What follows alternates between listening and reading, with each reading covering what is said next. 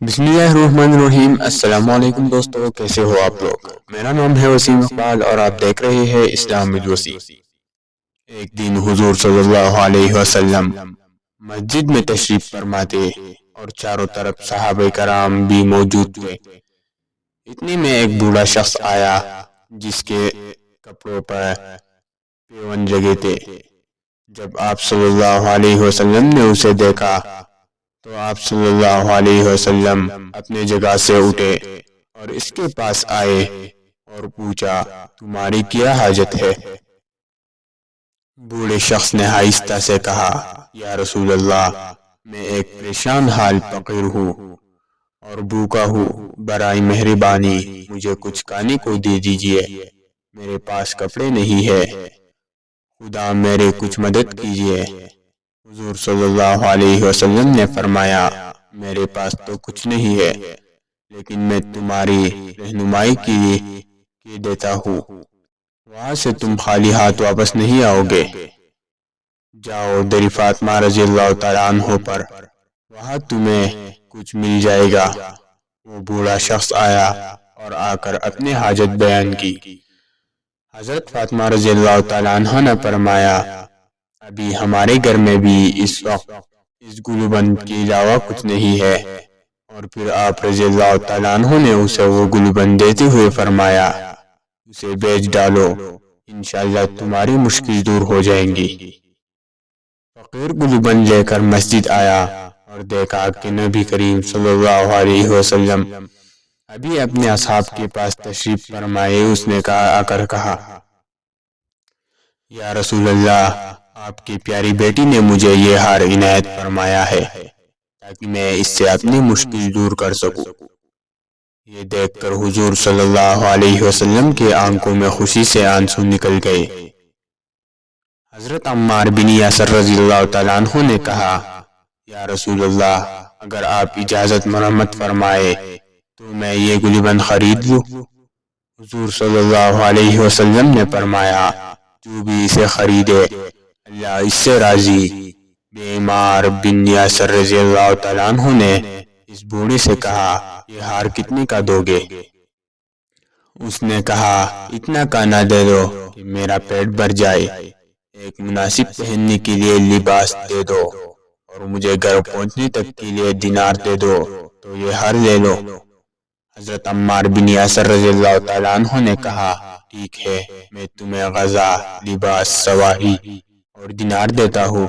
یہ کہہ کر حضرت عمار رضی اللہ تعالیٰ عنہ نے اس بوڑھے کو غذا، لباس، سواری اور 20 دینار دے دی اور انہوں نے وہ لے کر اپنے غلام کو دیا اور کہا، جاؤ یہ ہار حضور صلی اللہ علیہ وسلم کی خدمت میں پیش کرو اور میں تمہیں بھی حضور صلی اللہ علیہ وسلم کی خدمت میں پیش کیا۔ حضور نبی کریم صلی اللہ علیہ وسلم نے غلام اور ہار لے کر دونوں کو حضرت فاطمہ رضی اللہ تعالیٰ عنہ کو بیچ دیا۔ غلام حضرت فاطمہ رضی اللہ تعالیٰ عنہ کی خدمت میں پہنچا تو آپ رضی اللہ تعالیٰ عنہ نے اس کو گلوبند لے کر فرمایا، جاؤ میں نے تمہیں بھی راہ خدا میں آزاد کیا۔ غلام یہ سن کر بہت خوش ہوا اور ہنسنے لگا۔ حضرت فاطمہ رضی اللہ تعالیٰ عنہ نے اس سے پوچھا، تم ہنس کیوں رہے ہو؟ اس نے جواب دیا، اے دختر پیغمبر، یہ کتنا بابرکت ہار ہے، اس بھوکوں کو کھانا کھلایا، ضرورت مند کو لباس پہنایا، فقیر کو مالدار بنایا، پیادہ کو سواری عطا کر دی، ایک غلام کو آزاد کر دیا اور پھر آخر کار اپنے مالک کے پاس واپس پہنچ گیا۔ حضرت فاطمہ رضی اللہ تعالیٰ عنہ کا گھر حضور صلی اللہ علیہ وسلم کے گھر سے کسی قدر فاصلے پر تھا، آنے جانے میں تکلیف ہوتی تھی۔ ایک دن نبی کریم صلی اللہ علیہ وسلم نے حضرت فاطمہ رضی اللہ تعالیٰ عنہ سے فرمایا، بیٹی، مجھے اکثر تمہیں دیکھنے کے لیے آنا پڑتا ہے، میں چاہتا ہوں تمہیں اپنے قریب بلا لوں۔ حضرت فاطمہ رضی اللہ تعالیٰ عنہ نے عرض کیا، آپ صلی اللہ علیہ وسلم کے قرب و جوار میں حارثہ بن نعمان رضی اللہ تعالیٰ عنہ کے بہت سے مکانات ہیں، آپ ان سے فرمائیے وہ کوئی نہ کوئی مکان خالی کر دیں گے۔ حضرت حارث بن نعمان رضی اللہ تعالیٰ عنہ ایک دولت مند انصاری تھے اور کئی مکانات کے مالک تھے۔ جب سے حضور صلی اللہ علیہ وسلم مدینہ تشریف لائے تھے، وہ اپنے کئی مکانات کے بعد دے کر حضور صلی اللہ علیہ وسلم کی نظر کر چکے تھے۔